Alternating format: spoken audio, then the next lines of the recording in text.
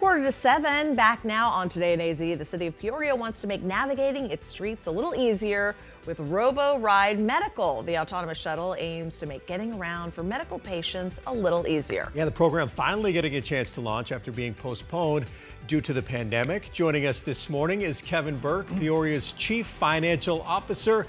Kevin, first, good morning. Thanks for joining us. I know it's probably a little bit chilly out there, but tell us more about the program. Sounds like it could be a really important tool for a lot of folks.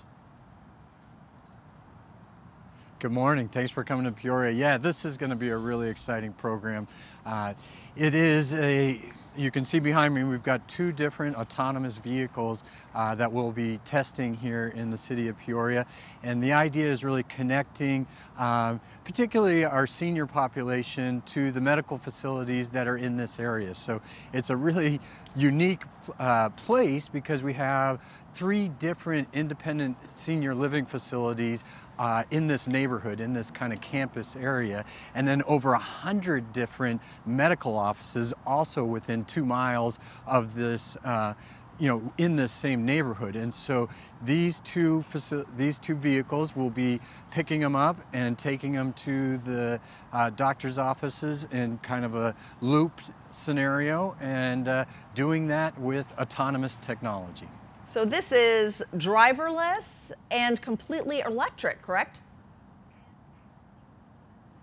It is. Both vehicles are 100% electric. There's no pedals, there's no steering wheel.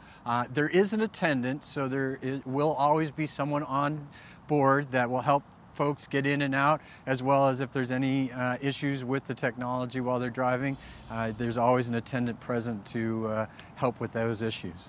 Yeah, and it seems like it can address some of the challenges out there. I know, Kevin, for example, my mom was getting a ride to some of her appointments, but then they said, hey, we can't pick her up because there's no drivers. There's nobody available to drive her there. So it seems like an autonomous vehicle like this could help out in a situation like that.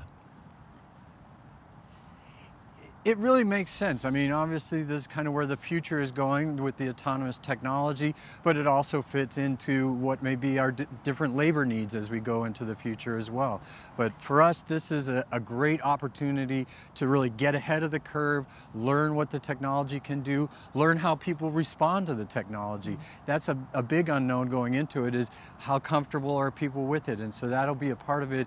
Is ASU is actually going to be doing a very robust survey of our riders and our non-riders to understand what do they like about it, what are they fearful maybe about it, how do they adopt the technology. And so that's all learning opportunities for us.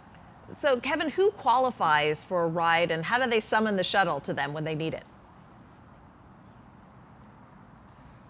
Great question. So it's open to anyone, Peoria residents, non-Peoria residents.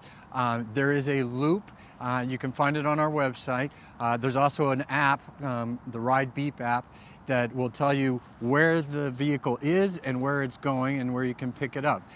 We have 13 different stops on about a 2.5 mile loop here in Peoria in the Plaza del Rio Medical Campus. And so again, you don't have to be a resident of Peoria. You don't have to live in this area. If you want to come by and just check out the technology, again, there's 13 different places you can pick it up.